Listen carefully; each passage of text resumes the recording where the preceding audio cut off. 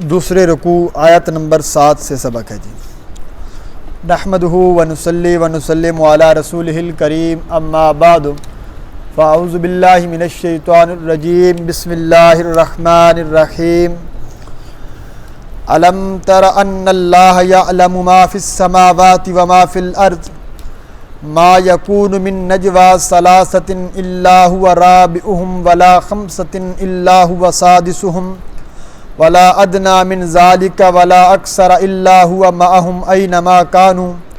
ثم ينبئهم بما عملوا يوم القيامة ان الله بكل شيء عليم۔ الم تر الى الذين نهوا عن النجوى ثم يعودون لما نهوا عنه ويتناجون بالإثم والعدوان ومعصية الرسول وإذا جاءوك حيوك بما لم يحيك به الله وَيَقُولُونَ فِي أَنفُسِهِمْ لَوْلَا يُعَذِّبُنَا اللَّهُ بِمَا نَقُولُ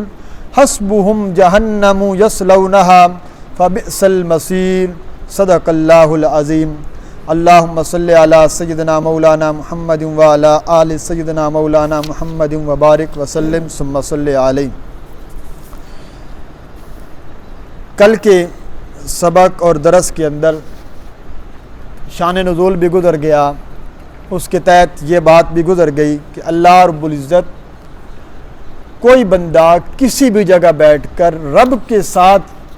مناجات کرتا ہے، رب کو پکارتا ہے، اپنی آہوزاری بیان کرتا ہے۔ حدیث میں آتا ہے جتنی آہوزاری ہو سکتی ہے نا دعا میں کیا کرو۔ کیا آہوزاری کا مطلب یہ ہے کہ اپنی مسکینی کی حالت کو ظاہر کرنا، اپنی عاجزی کو ظاہر کرنا کہ مولا میں کچھ نہیں ہوں، میرا کام بنانے والی ذات صرف تیری ہے، چاہے جتنا بڑا کوئی اقتدار کا مالک کیوں نہیں ہے۔ فرمایا اگر رونا نہیں آ رہا نا، کم از کم رونے والی شکل ضرور بنا لیا کرو۔ یہ کوشش کیا کرو جب دعا آپ دل سے مانگ رہے ہو۔ ہر وقت دل حاضر نہیں ہوتا، عام طور پر فرض نماز کے بعد تو صرف رسمی دعا ہی ہوتی ہے، جو الگ بیٹھا ہے نماز کے بعد مکمل کر رہا ہے، یا ویسے جب دیکھیں دل بھی میرا حاضر ہے اور یہ سمجھے کہ اب میرے دل سے یہ دعا نکل رہی ہے تو اس وقت خوب اچھی طرح دعا مانگ لیا کرے۔ تو اب اللہ اس کے اوپر ایک مسئلے کو آج کے سبق کے اندر متفرع کریں گے، اور مشرکین اور منافقین کے اوپر ایک زجر بھی آ رہی ہے اور انہیں ڈرایا بھی جا رہا ہے کہ آپس میں سرگوشی کرنا مجلس کے آداب کے اندر بھی یہ مجلس کے آداب کے خلاف ہے، اور اگر الگ ہے تو پھر سرگوشی اس طرح کرنی ہے، اس میں کسی قسم کی کوئی گناہ والی بات، اللہ کے پیغمبر صلی اللہ علیہ وسلم کی نافرمانی اس میں نہیں کرنی۔ یہ ہر آیت کے ساتھ کوئی نہ کوئی ویسے تو مفسرین نے واقعات جوڑے ہیں، لیکن یہاں بھی اللہ رب العزت نے ایک یہودیوں کے ایک طریقے پر نفی کی ہے۔ طریقہ ان کا یہ تھا کہ شروع میں ہم نے جمعے کے خطبے کے موقع پر یہ بات ذکر کی تھی، جب اللہ کے نبی مدینہ تشریف لائے تھے نا، تو مدینہ کے جو یہودی تھے ان کے ساتھ ایک معاہدہ کر لیا تھا کہ اس بار تاکہ معیشت صحیح ہو سکے، ریاست کی بنیاد ٹھیک ڈل سکے، ادھر سے خطرہ نہ ہو، تو اب یہودی مسلمانوں کو نقصان نہیں پہنچا سکتے تھے، مسلمان یہودیوں کو قتل نہیں کر سکتے تھے، لیکن جو بغض تھا نا مسلمانوں کا یہودیوں کے دلوں میں، اب اس کو بھی وہ دین میں لاتے، پھر کچھ کر بھی نہیں سکتے تھے۔ انہوں نے ایک طریقہ اختیار کیا کہ مسلمانوں کو ایذا اور تکلیف پہنچانے کے لیے ایک طریقہ کیا ہے، یہودی ہوتے سازشی ہیں، پھر اس طرح کی باتیں سوچنا یہ ان کی فطرت کے اندر ہے، تو انہوں نے ایک طریقہ ایسا اختیار کیا کہ آپس کے اندر کھڑے ہوتے، سامنے سے ایک مسلمان صحابی گلی سے نکلا، اور جب انہوں نے دیکھا نا کہ مسلمان صحابی آ رہا ہے، صحابی رسول ہے، منافق بھی نہیں ہے، تو اب یہ دو یہودی ویسے آپس میں بات کر رہے تھے، جیسے مسلمان کو دیکھا آپس میں کان ملا لیے، اب اس کی طرف دیکھتے ہیں، پھر بات کرتے ہیں، پھر دیکھتے ہیں، اس کے اوپر ظاہر یہ کرتے ہیں کہ ہم تیرے متعلق کوئی بات کر رہے ہیں۔ اب یہ تو عموماً عام بندے کو بھی شک پر بندہ گزرے تو فوراً تیسرا بندہ اس کی جانب دیکھ کر دو بندے اشارے کرنے لگ جائیں، پھر کوئی بات مخفی کرنے لگیں، تو بندہ محسوس کرتا ہے کہ پتہ نہیں میرے خلاف کوئی بات ہو رہی ہے۔ تو وہ صحابہ کو نا اس طرح تکلیف دیتے کہ وہ سمجھتے پتہ نہیں یہ ہیں یہودی کافر ہیں، پتہ نہیں مسلمانوں کے خلاف کوئی سازش بن رہے ہیں، دل سے غمگین ہوتے، تو آپ صلی اللہ علیہ وسلم کو شکایت لگا دیتے۔ آپ صلی اللہ علیہ وسلم کو جب بار بار شکایات پہنچی نا، حضور علیہ الصلوۃ والسلام نے حکم جاری کیا کوئی بندہ بھی سرگوشی مت کیا کرے کسی کو دے کر، اس طرح منع کر دیا، لیکن اس کے باوجود یہ کام کرتے رہے تو پھر اللہ نے یہ آیات اتاری، اس کے اندر یہ مختلف احکامات اتارے اور انہیں اس طرح سرگوشی کرنے سے منع کر دیا۔ پھر اس کے اوپر آگے ایک اور حکم نازل کیا، وہ آگے ذکر آ رہا ہے، دیکھیے جی، فرمایا الم تر ان اللہ یعلم ما فی السماوات وما فی الارض، آیا نہیں دیکھا تو نے، آیا نہیں دیکھا آپ نے ان اللہ، بے شک اللہ رب العزت جو ہے، یعلم ما فی السماوات وما فی الارض، اچھی طرح جانتا ہے، خوب جانتا ہے، ما فی السماوات، جو کچھ آسمانوں کے اندر ہے،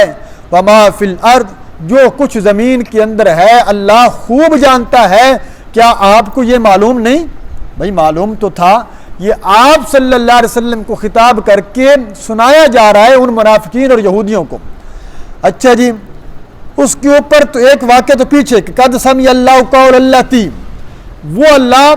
جو اس عورت کی حجرے کے اندر جو بات حضرت عائشہ نہ سن سکی، اس نے سن کر اس کا جواب اتار دیا، تو سمجھ لو اللہ تمہارے ساتھ ہے، تمہاری ہر بات کو جانتا ہے۔ لیکن اللہ نے پھر اس مسئلے کو تھوڑا اور کھولا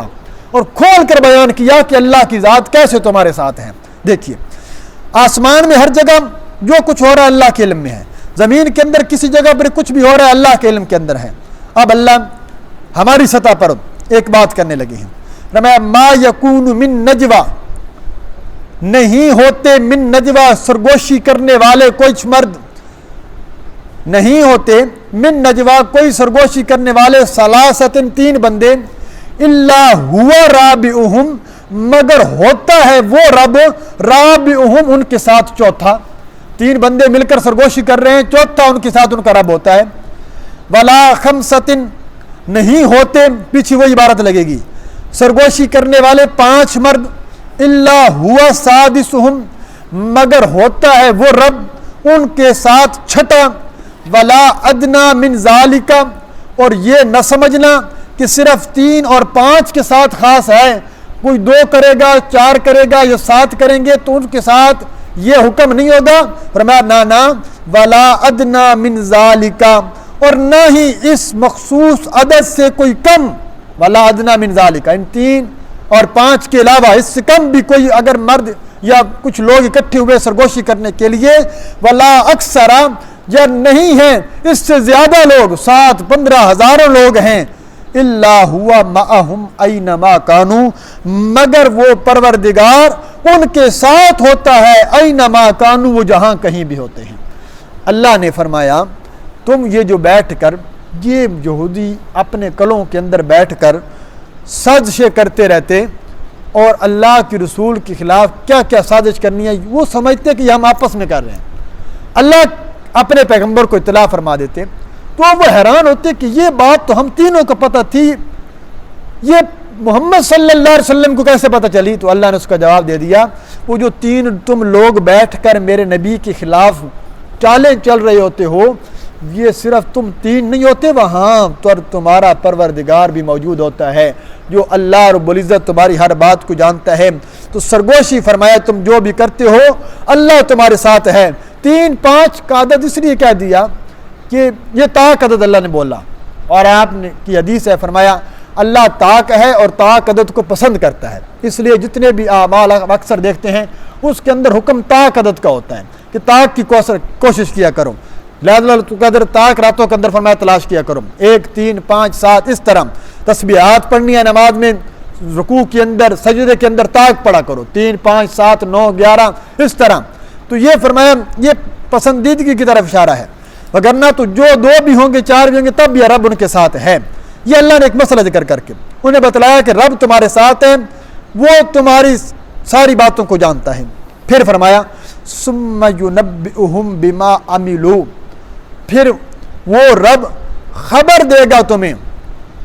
ينبئهم خبر دے گا ان کو، بما عملوا جو وہ عمل کرتے رہے، کب دے گا؟ یوم القیامہ قیامت والے دن ان کے تمام اعمال کی خبر دے دی جائے گی۔ اس زمین کے کونے پر بیٹھ کر تم نے اللہ اور اس کے رسول کے خلاف تم نے یہ چالیں بنائی تھیں۔ بندہ انکار کرے گا تو فرمایا وجود کے اعضاء خود بول کر کہیں گے کہ اس نے یہ کام کیا تھا، حتیٰ کہ اگر یہ بھی انکار کر دے تو فرمایا زمین کا وہ ٹکڑا، زمین کا وہ حصہ جس جگہ پر گناہ کیا جاتا ہے، یہ حدیث ہے، فرمایا جو حصہ جس حصے پر گناہ کیا جاتا ہے وہ بھی اس کے خلاف کل گواہی دے گا۔ جس طرح فرمایا مسجدیں پوری روئے زمین پر جتنی مسجدیں ہیں نا، یہ ایک روایت کا مفہوم ہے، پوری روایت میرے ذہن میں نہیں آ رہی، پر اتنا ہے فرمایا کہ یہ ساری کی ساری ٹکڑے اٹھا کر قیامت کے دن اللہ کے دربار میں پیش کیے جائیں گے، یہ جنت کے اندر جائیں گے اور یہ مسلمان نمازیوں کے حق میں گواہی دیں گے۔ یہ زمین کے جس ٹکڑے پر عبادت کی جائے وہ ٹکڑا اس ٹکڑے پر غیر ٹکڑے پر فخر کرتا ہے، دیکھو مجھے آج اعزاز ملا کہ میرے اوپر اللہ کے بندوں نے اللہ کی عبادت کی ہے۔ تو فرمایا اس لیے مستحب لکھا ہے فقہا نے، اگر مسجدوں کے اندر گنجائش ہو نا، یہ لفظ واضح سمجھے، مسئلہ سمجھا کریں، گنجائش ہو پیچھے نکلنے، پیچھے کوئی نمازی نہیں ہے، ارد گرد نمازی نہیں ہے، نمازی کو کراس نہیں کرنا، ارد گرد گنجائش ہے تو تھوڑا تھوڑا ہٹ کر نماز پڑھنی چاہیے، فرض آپ نے اس جگہ پڑھیں، سنت اس جگہ پڑھ لیں، تو یہ مقصود ایک فقہا نے یہ نکالا علماء نے کہ جتنے زیادہ جگہ پر اس نے نماز پڑھی ہوگی اتنے زیادہ حصہ زمین کا وہ اس کے حصے میں گواہی دے گا، وگرنہ تو مطلقاً یہ مسجد کی پوری جو جگہ ہوگی ویسے تو فرشتے اعمال لکھ رہے ہیں تو یہ بھی گواہی دے دیں گے، جس طرح گناہ گار کے حق میں بھی فرمایا گواہی دی جائے گی۔ تو اللہ نے فرمایا پھر وہ خبر دیں گے ان کو ان کے اعمال کی قیامت والے دن، اس لیے کہ ان اللہ بکل شیء علیم، بے شک اللہ رب العزت ہر چیز کے اوپر ہر چیز کا علم رکھنے والے ہیں، بکل شیء ہر چیز کا علیم، علم رکھنے والی ذات وہ اللہ رب العزت کی ذات ہے۔ اب اس کے بعد کوئی منافقین اور یہودیوں کی بات آ رہی ہے، الم تر الی الذین نہوا عن النجوی، آیا نہیں دیکھا آپ نے ان لوگوں کی جانب نہوا عن النجوی جنہیں روک دیے گئے، عن النجوی سرگوشی کرنے سے، اللہ کے نبی نے فرمایا تھا نا کہ سرگوشی نہیں کرنی، روک دیے گئے، ثم یعودون لما نہوا عنہ، پھر وہ عود کرتے ہیں، پھر لوٹتے ہیں، لما اس کام کی جانب نہوا عنہ جس سے انہیں روک دیا گیا ہے، اللہ کے نبی نے جو فرمایا کہ سرگوشی نہیں کرنی، پھر کرتے ہیں، وَيَتَنَاجَوْنَ بِالْإِثْمِ، وہ سرگوشی کرتے ہیں بالاسم گناہ کی، والعدوان زیادتی کرنے کی، ومعصیت الرسول اور رسول صلی اللہ علیہ وسلم پر ان کی نافرمانی کے لیے یہ سرگوشیاں کرتے ہیں۔ تین باتیں کرتے ہیں جب ملتے ہیں نا، سب سے پہلے تو وہ کیا کرتے ہیں، گناہ والی باتیں کرتے ہیں، ظاہری بات ہے غیبت کریں گے، یہ حکم عام بھی ہے، یہ عام مومنین پر بھی ہوگا۔ کوئی بندہ بھی سرگوشی کر رہا ہے، آپس میں لگا ہوا ہے، کسی کی غیبت کر رہا ہے تو وہ گناہ کا کام ہوگا۔ والعدوان، عدوان ان کے ساتھ تھا کہ وہ زیادتی کر رہے تھے اس حکم پر جس حکم سے اللہ کے نبی نے روک دیا تھا، تو مومن بندہ بھی اگر کرے گا تو وہ شریعت کے حکم پر زیادتی کرنے والا ہوگا، اور رسول کی نافرمانی واضح ہے، انہوں نے بھی نہیں کہ انہوں نے بھی اگر اس حکم کو نہیں مانا تو نافرمان کہلائے، اگر آج بھی کوئی نہیں مانے گا تو نافرمان کہلائے گا۔ یہاں اللہ نے یہ بات ذکر کر دی تو اس سے یہ بات سمجھ میں آ گئی کہ آپس کی محفلوں کے اندر، مجلسوں کے اندر غیبت سے بچنا چاہیے، گناہوں سے بچنا چاہیے، گالی گلوچ سے بچنا چاہیے، اور اس کے اندر یہ بات بھی آ گئی، آگے بھی آ رہی ہے کہ گناہ کی محفل اٹینڈ کرنا، اس میں شریک ہونا ایسی مجلس کے اندر یہ جائز نہیں ہے۔ ہاں ویسے تو ہے المجالس بالامانہ، حضور نے فرما دیا مجلسیں ساری کی ساری امانت ہیں، یہ مجلس نہیں، یہ تو دین کی مجلس ہے، یہاں ایک بات ہو رہی ہے سرعام، ہاں البتہ بیان کرنے والا کوئی بات کہہ دیتا ہے بھائی یہ بات آپ کے پاس امانت ہے، یہ آپ نے آگے نہیں کرنی، جب تک وہ صراحت نہ کر دے، ایسی مجلسوں میں جو سرعام لوگوں کے ساتھ کی جاتی ہیں اس میں اس بات کے علاوہ باقی ساری باتوں کی اجازت ہے۔ ایک خاص مجلس، آپ ایک مشورہ کر رہے ہیں، 3 بندے ملے ہیں، 4 بندے مل کر، حضور کی حدیث ہے، فرمایا ایک بندہ تیرے پاس آیا، اس نے تجھے ایک بات کہی اور پھر اس نے التفاتا، یوں التفات کیا، دائیں بائیں دیکھا، کوئی بندہ مجھے دیکھ تو نہیں رہا، پھر اس نے آپ کے پاس ایک آہستہ سے بات کر دی، اس نے کچھ نہیں کہا کہ اس کو اپنے پاس امانت رکھنا، اس نے یہ نہیں کہا اس کو آگے نہیں بیان کرنا، حضور علیہ الصلوۃ والسلام نے فرمایا وہ تیرے پاس امانت ہے، اس کو آگے نہیں بیان کرنا، اس کا عمل بتلا رہا تھا کہ وہ کسی سے چھپا کر تجھے تیرے سامنے بات کر رہا ہے، تو یہ عمل بھی بتلا دیتا ہے، اس لیے اس کے پوچھے بغیر اگر کوئی کسی کا عیب پتہ چل گیا ہے اس کو سرعام یوں لوگوں کے سامنے پیش نہیں کرنا چاہیے۔ اور کسی مشورے میں آپ شریک تھے، اس مشورے کے اندر یہ بات طے ہوئی فلاں بندے کے ساتھ اس کے اوپر جو ہے نا کوئی اس کے ساتھ زیادتی کی جائے گی، اس کو مارا پیٹا جائے گا، اس کا مال چھین لیا جائے گا، اس کی جان کا خطرہ ہے، کوئی آپ نے ایسی بات سن لی تو فرمایا اب اس بندے تک اطلاع پہنچانا یہ ضروری ہے. اب یہ مجلس امانت نہیں رہی. جس مجلس کے اندر کسی مسلمان یا جس کے کوئی ذمہ ہے مسلمانوں کے علاقے میں رہتا ہے اپنے حقوق ٹیکس دے کر کافر بھی کیوں نہ ہو, جس کی حقوق کی ذمہ داری مسلم ریاست نے اٹھائی ہے, اس کے بارے میں مشورہ ہوا ہے نا اس کو قتل کرنے کا, آپ کے اوپر لازم ہے اس کو بتا دیں. اب مجلس کا حکم ختم ہو گیا کیونکہ نقصان سے بچانا فرض ہے, تو اس لیے فرمایا یہ مجالس ہیں. اب ایک اور طریقے کی نفی آ رہی. یہ کیا کرتے ہیں, پہلے دیکھیے آیت وَإِذَا جَاءُوكَ حَيَّوْكَ, اور جب آتے ہیں تیرے پاس وہ لوگ حَيَّوْكَ وہ سلام کرتے ہیں, تحیت سے ہے, یہ کا مطلب ہوتا ہے سلام, سلام کرتے ہیں بما اس طریقے پر لم يحيك به اللہ, جس طریقے پر اللہ آپ پر سلام نہیں کرتا. جس طرح اللہ آپ پر سلام کرتا ہے یا اللہ نے بھیجنے کا حکم دیا ہے اس معروف طریقے سے ہٹ کر آپ کے پاس آتے ہیں اور آپ کو آ کر سلام کرتے ہیں. کیا یہ یہود آتے اور دور سے آ کر نہ زبان ٹیڑھ کر کہتے السلام علیکم یا رسول اللہ, آپ پر السلام علیکم, اب لام کو ہضم کر دیا, السلام کے بجائے السلام. السلام کا مطلب ہوتا ہے آپ پر موت آئے, نعوذ باللہ, آپ مر جائیں, موت آئے آپ کے اوپر, بد دعا کلمہ کہتے ہیں. زبانوں کو ٹیڑھی کر کے یہ آپس میں معنی وہی لے رہے ہوتے تھے. اب اللہ کے نبی, اللہ نے فرمایا کہ وہ آپ کے پاس آتے ہیں اور اس طریقے سے کرتے ہیں, تو آپ علیہ الصلوۃ والسلام آگے سے کہہ دیتے علیکم, یا ایک بندہ ہوتا تھا علیکا تیرے اوپر بھی یہی ہو, پورا جواب نہیں دیتے تھے. ایک مرتبہ حضور علیہ السلام اپنے حجرے کے اندر تشریف فرما تھے یا بار تشریف لے, حضرت عائشہ اندر موجود تھیں. یہ یہودی اس طرح آئے, انہوں نے آ کر زور سے کہا, یہ منافقین تھے, السلام علیکم یا رسول اللہ, آپ پر اس طرح بد دعائیہ کلمہ کہہ دیا. حضرت آپ نے بھی آگے سے وعلیکم کہہ دیا. حضرت عائشہ سے یہ برداشت نہ ہوا کہ انہوں نے بد دعا دیا حضور علیہ السلام کو, آگے سے اندر سے جواب دیا, اندر پردے کے اندر کھڑے ہو کر السلام علیکم ولعنۃ اللہ علیکم وغضب علیکم, تمہیں موت آئے, تمہارے اوپر اللہ کی لعنت ہو, تم پر اللہ کا غضب ہو. حضور علیہ الصلوۃ والسلام نے حضرت عائشہ کا جلال دیکھ کر فرمایا عائشہ ایسا نہیں کہتے, کسی کو بد دعا نہیں دیتے. یا رسول اللہ میں کیسے برداشت کرتی, وہ آپ کو بد دعا دے رہے تھے. فرمایا عائشہ میں نے اتنا لفظ کہہ دیا تھا نا السلام علیکم, یہی بس اتنا بات کافی تھا. تو اس لیے فرمایا یہی حکم میں نے سلام کے آداب کے اندر بھی ذکر کیا تھا. کوئی مشرک بندہ ہے, اسی طرح کوئی کافر بندہ ہے, اہل تشیع بندہ ہے,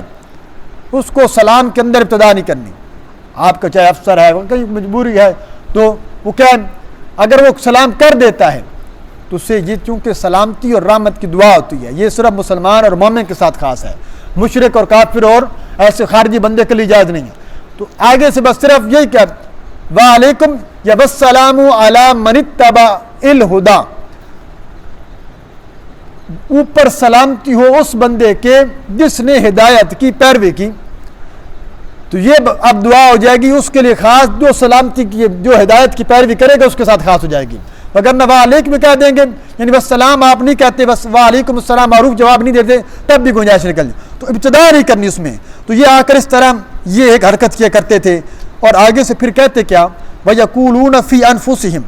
اور وہ لوگ کہتے فی انفسہم اپنے تئیں, اپنے نفسوں کے اندر, یعنی اپنے دل کے اندر یہ بات کہتے لولا يعذبنا اللہ, کیوں نہیں عذاب بھیجتا اللہ ہم پر بما نقول, جو ہم کہہ رہے ہیں. اب ان کے یہ بات کہنے کی وجہ کیا تھی؟ وہ کہتے اگر یہ اللہ کا رسول ہوتا نا, یہ ہوتی ہے اللہ کی جانب سے استرخاء, یہ ڈھیل ہوتی ہے,